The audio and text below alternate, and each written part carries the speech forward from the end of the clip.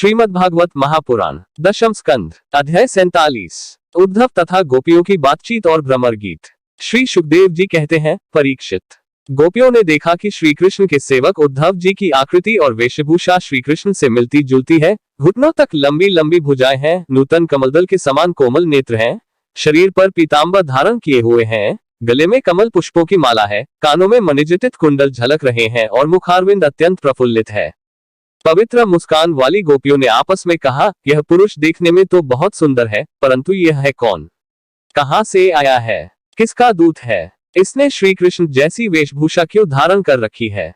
सब की सब गोपियां उनका परिचय प्राप्त करने के लिए अत्यंत उत्सुक हो गईं और उसमें से बहुत सी पवित्र कीर्ति भगवान श्री कृष्ण के चरण कमलों के आश्रित तथा उनके सेवक सखा उद्धव जी को चारों ओर से घेर कर खड़ी हो गईं। जब उन्हें मालूम हुआ कि ये तो रमारमण भगवान श्री कृष्ण का संदेश लेकर आए हैं, तब उन्होंने विनय से झुककर सलहास्य, चितवन और मधुर वाणी आदि से उद्धव जी का अत्यंत सत्कार किया तथा एकांत में आसन पर बैठकर वे उनसे इस प्रकार कहने लगी, उद्धव जी, हम जानती हैं कि आप यदुनाथ के पार्षद हैं, उन्हीं का संदेश लेकर यहाँ पधारे हैं। आपके स्वामी ने अपने माता पिता को सुख देने के लिए आपको यहाँ भेजा है, अन्यथा हमें तो अब नंदगांव में गौओं के रहने की जगह में उनके स्मरण करने योग्य कोई भी वस्तु दिखाई नहीं पड़ती। माता पिता आदि सगे संबंधियों का स्नेह बंधन तो बड़े बड़े ऋषि मुनि भी बड़ी कठिनाई से छोड़ पाते हैं। दूसरों के साथ जो प्रेम संबंध का स्वांग किया जाता है, वह तो किसी न किसी स्वार्थ के लिए ही होता है। भौरों का पुष्पों से और पुरुषों का स्त्रियों से ऐसा ही स्वार्थ का प्रेम संबंध होता है। जब वेश्या समझती है कि अब मेरे यहाँ आने वाले के पास धन नहीं है, तब उसे वह धता बता देती है। जब प्रजा देखती है कि यह राजा हमारी रक्षा नहीं कर सकता, तब वह उसका साथ छोड़ देती है। अध्ययन समाप्त हो जाने पर कितने शिष्य अपने आचार्यों की सेवा करते हैं। यज्ञ की दक्षिणा मिली कि ऋत्विज लोग चलते बने। जब वृक्ष पर फल नहीं रहते, तब पक्षीगण वहां से बिना कुछ सोचे विचारे उड़ जाते हैं। भोजन कर लेने के बाद अतिथि लोग ही गृहस्थ की ओर देखते हैं। वन में आग लगी कि पशु भाग खड़े हुए। चाहे स्त्री के हृदय में कितना भी अनुराग हो, जार पुरुष अपना काम बना लेने के बाद उठकर भी तो नहीं देखता। परीक्षित, गोपियों के मन, वाणी और शरीर श्री कृष्ण में ही तल्लीन थे। जब भगवान श्री कृष्ण के दूत बनकर उद्धव जी ब्रज में आए, तब वे उनसे इस प्रकार कहते कहते भूल ही गए कि कौन सी बात किस तरह किसके सामने कहनी चाहिए। भगवान श्री कृष्ण ने बचपन से लेकर किशोर अवस्था तक जितनी भी लीलाएं की थी, उन सब की याद कर करके गोपियां उनका गान करने लगी। वे आत्मविस्मृत होकर स्त्री सुलभ लज्जा को भी भूल गईं और फूट फूट कर रोने लगी। एक गोपी को उस समय स्मरण हो रहा था भगवान श्री कृष्ण के मिलन की लीला का। उसी समय उसने देखा कि पास ही एक भौरा गुनगुना रहा है। उसने ऐसा समझा मानो मुझे रूठी हुई समझकर श्री कृष्ण ने मनाने के लिए दूध भेजा हो। वह गोपी भौरे से इस प्रकार कहने लगी। गोपी ने कहा, रे मधुप, तू कपटी का सखा है, इसलिए तू भी कपटी है। तू हमारे पैरों को मत छू, झूठे प्रणाम करके हमसे अनुनय विनय मत कर। हम देख रही हैं कि श्री कृष्ण की जो वनमाला हमारी सौतों के वक्षस्थल के स्पर्श से मसली हुई है, उसका पीला पीला कुमकुम तेरी मूछों पर भी लगा हुआ है। तू स्वयं भी तो किसी कुसुम से प्रेम नहीं करता, यहाँ से वहां उड़ा करता है। जैसे तेरे स्वामी, वैसा ही तू। मधुपति श्री कृष्ण मथुरा की मानिनी नायिकाओं को मनाया करे। उनका वह कुकुमरूप कृपा प्रसाद, जो यदुवंशियों की सभा में उपहास करने योग्य है, अपने ही पास रखे। उसे तेरे द्वारा यहाँ भेजने की क्या आवश्यकता है? जैसा तू काला है, वैसे ही वे भी हैं। तू भी पुष्पों का रस लेकर उड़ जाता है, वैसे ही वे भी निकले। उन्होंने हमें केवल एक बार, हाँ ऐसा ही लगता है, केवल एक बार अपनी तनिक सी मोहिनी और परम मादक अधर सुधा पिलाई थी, और फिर हम भोली भाली गोपियों को छोड़कर वे यहाँ से चले गए। पता नहीं सुकुमारी लक्ष्मी उनके चरण कमलों की सेवा कैसे करती रहती है। अवश्य ही वे छल छबीले श्री कृष्ण की चिकनी चुपड़ी बातों में आ गई होंगी। चितचोर ने उनका भी चित चुरा लिया होगा। अरे भ्रमा, हम वनवासिनी हैं, हमारे तो घर द्वार भी नहीं है, तो हम लोगों के सामने यदुवंश शिरोमणि श्री कृष्ण का बहुत सा गुणगान क्यों कर रहा है? यह सब भला हम लोगों को मनाने के लिए ही तो। परंतु नहीं नहीं, वे हमारे लिए कोई नए नहीं है, हमारे लिए जाने पहचाने बिल्कुल पुराने हैं। तेरी चापलूसी हमारे पास नहीं चलेगी। तू जा, यहाँ से चला जा, और जिनके साथ सदा विजय रहती है, उन श्री कृष्ण की मधुर पूर्वासिनी सखियों के सामने जाकर उनका गुणगान कर। वे नई हैं, उनकी लीलाएं कम जानती हैं, और इस समय वे उनकी प्यारी हैं। उनके हृदय की पीड़ा उन्होंने मिटा दी है। वे तेरी प्रार्थना स्वीकार करेगी, तेरी चापलूसी से प्रसन्न होकर तुझे मुहमांगा वस्तु देंगी। भौरे, वे हमारे लिए छटपटा रहे हैं, ऐसा तू क्यों कहता है? उनकी कपट भरी मनोहर मुस्कान और भौहों के इशारे से जो वश में न हो जाया, उनके पास दौड़ी न आवे, ऐसी कौन सी स्त्रियां हैं? अरे अनजान, स्वर्ग में, पाताल में और पृथ्वी में ऐसी एक भी स्त्री नहीं है। औरों की तो बात ही क्या, स्वयं लक्ष्मी जी भी उनके चरणों की सेवा किया करती है। फिर हम श्री कृष्ण के लिए किस गिनती में हैं? परंतु तू उनके पास जाकर कहना कि तुम्हारा नाम तो उत्तम श्लोक है, अच्छे अच्छे लोग तुम्हारी कीर्ति का गान करते हैं, परंतु इसकी सार्थकता तो इसी में है कि तुम दीनों पर दया करो, नहीं तो कृष्ण तुम्हारा उत्तम श्लोक नाम झूठा पड़ जाता है। अरे मधुकर, देख, तू मेरे पैर पर सिर मत टेक। मैं जानती हूँ कि तू अनुनय विनय करने में, क्षमा याचना करने में बड़ा निपुण है। मालूम होता है तू श्री कृष्ण से ही यही सीख कर आया है कि रूठे हुए को मनाने के लिए दूत को, संदेशवाहक को कितनी चाटुकारिता करनी चाहिए। परंतु तू समझ ले कि यहाँ तेरी दाल नहीं गलने की। देख, हमने श्री कृष्ण के लिए ही अपने पति, पुत्र और दूसरे लोगों को छोड़ दिया, परंतु उनमें तनिक भी कृतज्ञता नहीं। वे ऐसे निर्मोही निकले कि हमें छोड़कर चलते बने। अब तू ही बता, ऐसे अकृतज्ञ के साथ हम क्या संधि करें? क्या तू अब भी कहता है कि उन पर विश्वास करना चाहिए? अरे मधुप, जब वे राम बने थे तब उन्होंने कपिराज बाली को व्याध के समान छिपकर बड़ी निर्दयता से मारा था। बेचारी शूर्पणखा कामवश उनके पास आई थी, परंतु उन्होंने अपनी स्त्री के वश होकर उस बेचारी के नाक कान काट लिए और इस प्रकार उसे कुरूप कर दिया। ब्राह्मण के घर वामन के रूप में जन्म लेकर उन्होंने क्या किया? बलि ने तो उनकी पूजा की, उनकी मुंह मांगी वस्तु दी और उन्होंने उसकी पूजा ग्रहण करके भी उसे वरुणापाश में बांधकर पातल में डाल दिया। ठीक वैसे ही जैसे कौवा बलि खाकर भी बलि देने वाले को अपने अन्य साथियों के साथ मिलकर घेर लेता है और परेशान करता है। अच्छा, तो अब जाने दे, हमें श्री कृष्ण से क्या, किसी भी काली वस्तु के साथ मित्रता से कोई प्रयोजन नहीं है। परंतु यदि तू यह कहे कि जब ऐसा है तब तुम लोग उनकी चर्चा क्यों करती हो, तो भ्रमा, हम सच कहती हैं, एक बार जिसे उसका चस्का लग जाता है वह उसे छोड़ नहीं सकता। ऐसी दशा में हम चाहने पर भी उनकी चर्चा छोड़ नहीं सकती। श्री कृष्ण की लीला रूप कर्णामृत के एक कण का भी जो रसास्वादन कर लेता है, उसके राग द्वेष सुख डैक आदि द्वंद छूट जाते हैं। यहाँ तक कि बहुत से लोग तो अपनी डैक से सनी हुई घर गृहस्थी छोड़कर अकिंचन हो जाते हैं, अपने पास कुछ भी संग्रह परिग्रह नहीं रखते और पक्षियों की तरह चुन चुनकर भीख मांगकर अपना पेट भरते हैं, दीन दुनिया से जाते रहते हैं, फिर भी श्री कृष्ण की लीला कथा छोड़ नहीं पाते। वास्तव में उसका रस, उसका चस्का ऐसा ही है। यदि दशा हमारी हो रही है जैसे कृष्ण मृग की पत्नी भोली भाली हरनिया व्याध के सुमधुर गान का विश्वास कर लेती है और उसके जाल में फंसकर मारी जाती हैं, वैसे ही हम भोली भाली गोपियां भी उस छलिया कृष्ण की कप भरी मीठी मीठी बातों में आकर उन्हें सत्य के समान मान बैठी और उनके नखस्पर्श से होने वाली कामव्याधि का बार बार अनुभव करती रही। इसलिए श्री कृष्ण के दूध भौरे। अब इस विषय में तू और कुछ मत कह, तुझे कहना ही हो तो कोई दूसरी बात कह। हमारे प्रियतम के प्यारे सखा, जान पड़ता है तुम एक बार उधर जाकर फिर लौट आए हो। अवश्य ही हमारे प्रियतम ने मनाने के लिए तुम्हें भेजा होगा। प्रिय भ्रमा, तुम सब प्रकार से हमारे माननीय हो, कहो तुम्हारी क्या इच्छा है? हमसे जो चाहो सो मांग लो। अच्छा, तुम सच बताओ, क्या हमें वहां ले चलना चाहते हो? अजी, उनके पास जाकर लौटना बड़ा कठिन है। हम तो उनके पास जा चुकी हैं, परंतु तुम हमें वहां ले जाकर करोगे क्या? प्यारे भ्रमा, उनके साथ उनके वक्षस्थल पर तो उनकी प्यारी पत्नी लक्ष्मी जी सदा रहती है ना, तब वहां हमारा निर्वाह कैसे होगा? अच्छा, हमारे प्रियतम के प्यारे दूत मधुकर, हमें यह बतलाओ कि आर्यपुत्र भगवान श्री कृष्ण गुरुकुल से लौटकर मधुपुरी में आप सुख से तो है ना? क्या वे कभी नंद बाबा, यशोदा रानी, यहाँ के घर सगे संबंधी और ग्वाल बालों की भी याद करते हैं? और क्या हम दासियों की भी कोई बात कभी चलाते हैं? प्यारे भ्रमा, हमें यह भी बतलाओ कि कभी वे अपनी अगर के समय दिव्य सुगंध से युक्त भुजा हमारे सिरों पर रखेंगे? क्या हमारे जीवन में कभी ऐसा शुभ अवसर भी आएगा? श्री सुखदेव जी कहते हैं, परीक्षित, गोपियां भगवान श्री कृष्ण के दर्शन के लिए अत्यंत उत्सुक लालायित हो रही थी, उनके लिए तड़प रही थी। उनकी बातें सुनकर उद्धव जी ने उन्हें उनके प्रियतम का संदेश सुनाकर सांत्वना देते हुए इस प्रकार कहा। उद्धव जी ने कहा, अहो गोपियों, तुम कृतकृत्य हो, तुम्हारा जीवन सफल है। देवियों, तुम सारे संसार के लिए पूजनीय हो, क्योंकि तुम लोगों ने इस प्रकार भगवान श्री कृष्ण को अपना हृदय, अपना सर्वस्व समर्पित कर दिया है। दान, व्रत, तप, होम, जप, वेदाध्ययन, ध्यान, धारणा, समाधि और कल्याण के अन्य विविध साधनों के द्वारा भगवान की भक्ति प्राप्त हो, यही प्रयत्न किया जाता है। यह बड़े सौभाग्य की बात है कि तुम लोगों ने पवित्र कीर्ति भगवान श्री कृष्ण के प्रति वही सर्वोत्तम प्रेम भक्ति प्राप्त की है और उसी का आदर्श स्थापित किया है, जो बड़े बड़े ऋषि मुनियों के लिए भी अत्यंत दुर्लभ है। सचमुच यह कितने सौभाग्य की बात है कि तुमने अपने पुत्र, पति, देह, स्वजन और घरों को छोड़कर पुरुषोत्तम भगवान श्री कृष्ण को, जो सबके परम पति है, पति के रूप में वरण किया है। महाभाग्यवती गोपियों, भगवान श्री कृष्ण के वियोग से तुमने उन इंद्रियातीत परमात्मा के प्रति वह भाव प्राप्त कर लिया है जो सभी वस्तुओं के रूप में उनका दर्शन कराता है। तुम लोगों का वह भाव मेरे सामने भी प्रकट हुआ।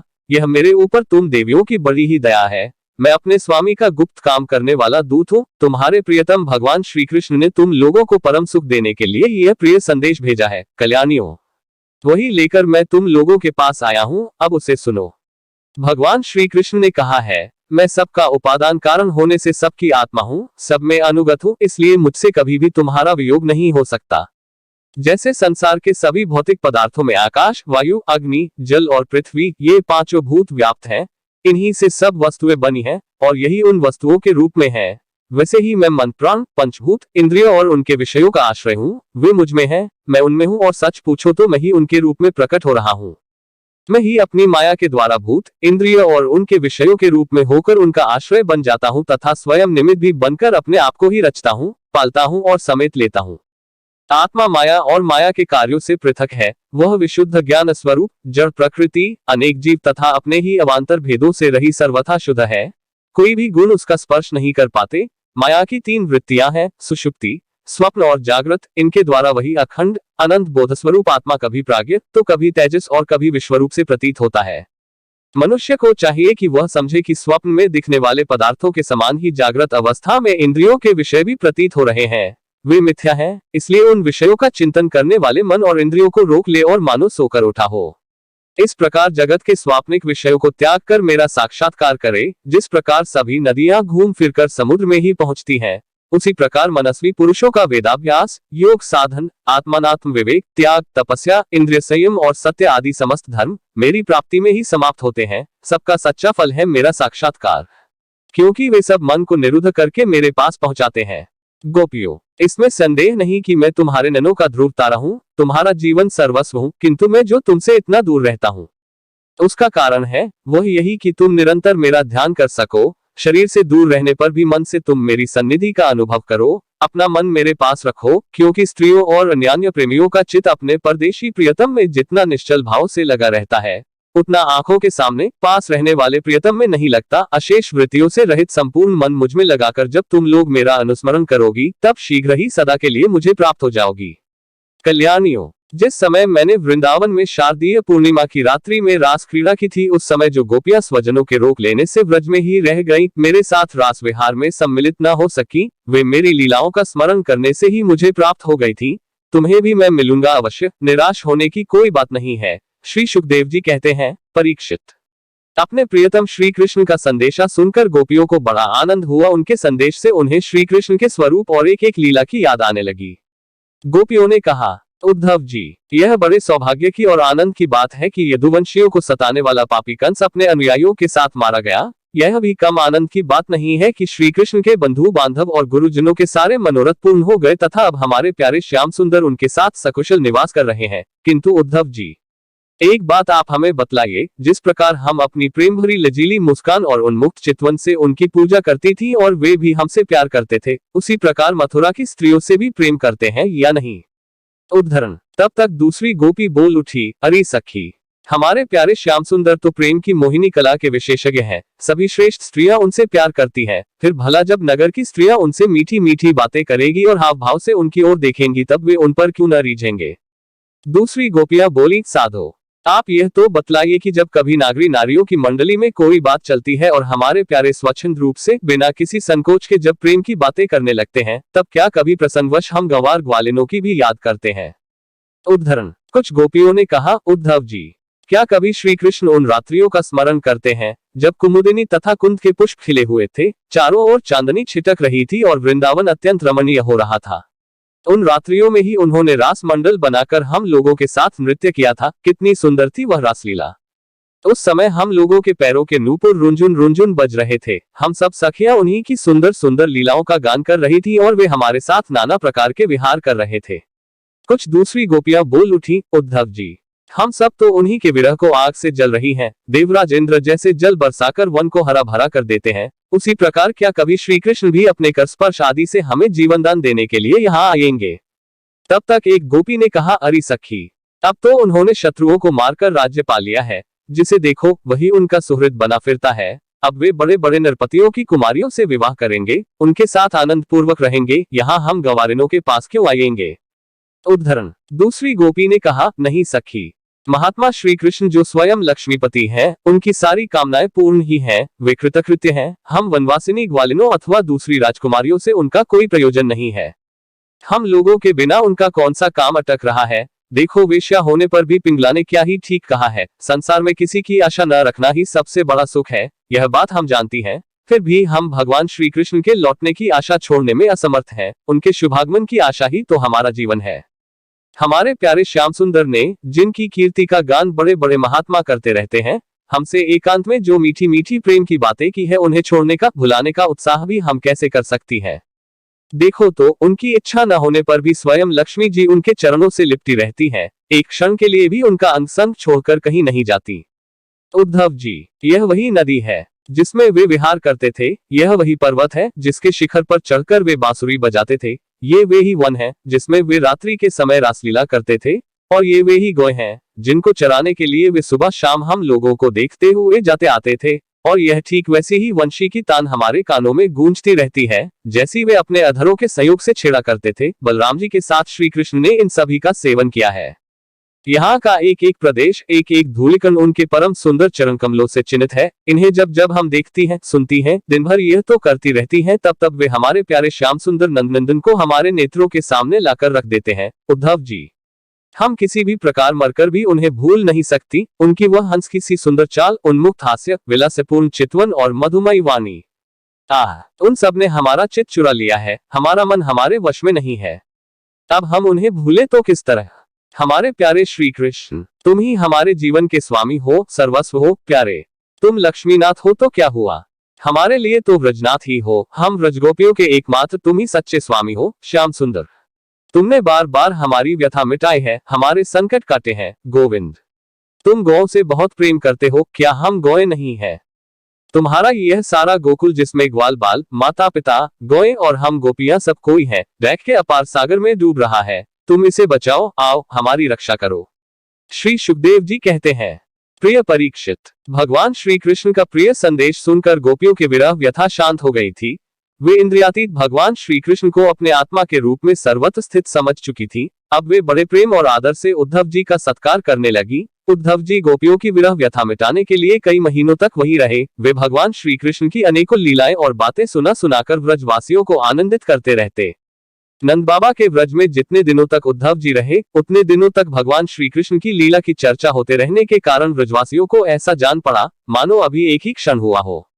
भगवान के परम प्रेमी भक्त उद्धव जी कभी नदी तट पर जाते, कभी वनों में विहरते और कभी गिरिराज की घाटियों में विचरते, कभी रंग बिरंगे फूलों से लदे हुए वृक्षों में ही रम जाते और यहाँ भगवान श्री कृष्ण ने कौन सी लीला की है, यह पूछ पूछ कर व्रजवासियों को भगवान श्री कृष्ण और लीला के स्मरण में तन्मय कर देते। उद्धव जी ने व्रज में रहकर गोपियों की इस प्रकार की प्रेम विकलता तथा और भी बहुत सी प्रेम चेष्टाएं देखी। उनकी इस प्रकार श्री कृष्ण में तन्मयता देखकर वे प्रेम और आनंद से भर गए। अब वे गोपियों को नमस्कार करते हुए इस प्रकार गान करने लगे, इस पृथ्वी पर केवल इन गोपियों का ही शरीर धारण करना श्रेष्ठ एवं सफल है, क्योंकि ये सर्वात्मा भगवान श्री कृष्ण के परम प्रेम में दिव्य महाभाव में स्थित हो गई है। प्रेम की यह ऊंची से ऊंची स्थिति संसार के भय से मुमुक्षुजनों के लिए ही नहीं, अपितु बड़े बड़े मुनियों, मुक्त पुरुषों तथा हम भक्तजनों के लिए भी अभिवांछनीय ही है। हमें इसकी प्राप्ति नहीं हो सकी। सत्य है, जिन्हें भगवान श्री कृष्ण की लीला कथा के रस का चस्का लग गया है, उन्हें कुलीनता की, द्विजाति समुचित संस्कार की और बड़े बड़े यज्ञ यागों में दीक्षित होने की क्या आवश्यकता है। अथवा यदि भगवान की कथा का रस नहीं मिला, उसमें रुचि नहीं हुई, तो अनेक महाकल्पों तक बार बार ब्रह्मा होने से ही क्या लाभ। कहाँ ये वंचरी आचार, ज्ञान और जाति से हीन गांव की गंवार ग्वालिने, और कहाँ सच्चिदानंद घन भगवान श्री कृष्ण में यह अनन्य प्रेम। अहो धन्य है, धन्य है। इससे सिद्ध होता है कि कोई भगवान के स्वरूप और रहस्य को न जानकर भी उनसे प्रेम करे, उनका भजन करे, तो वे स्वयं अपनी शक्ति से, अपनी कृपा से उनका परम कल्याण कर देते हैं। ठीक वैसे ही जैसे कोई अनजान में भी अमृत पी ले तो वह अपनी वस्तु शक्ति ही पीने वाले को अमर बना देता है। भगवान श्री कृष्ण ने रासोत्सव के समय इन व्रजांगनाओं के गले में बांह डाल डालकर इनके मनोरथ पूर्ण किए। इन्हें भगवान ने जिस कृपा प्रसाद का वितरण किया, इन्हें जैसा प्रेम दान किया, वैसा भगवान की परम प्रेमवती नित्य संगिनी वक्षस्थल पर विराजमान लक्ष्मी जी को भी नहीं प्राप्त हुआ। कमल की सी सुगंध और कांति से युक्त देवांगनाओं को भी नहीं मिला, फिर दूसरी स्त्रियों की तो बात ही क्या करें। मेरे लिए तो सबसे अच्छी बात यही होगी कि मैं इस वृंदावन धाम में कोई झाड़ी, लता अथवा औषधि जड़ी बूटी ही बन जाऊं।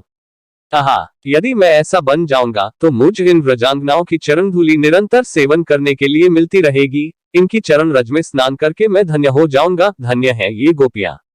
देखो तो सही, जिनको छोड़ना अत्यंत कठिन है, उन स्वजन संबंधियों तथा लोकवेद की आर्य मर्यादा का परित्याग करके इन्होंने भगवान की पदवी, उनके साथ तन्मयता, उनका परम प्रेम प्राप्त कर लिया है। औरों की तो बात की क्या भगवद्वाणी, उनकी निश्वास रूप समस्त श्रुतियां, उपनिषदें भी अब तक भगवान के परम प्रेम में स्वरूप को ढूंढती ही रहती हैं, प्राप्त नहीं कर पाती।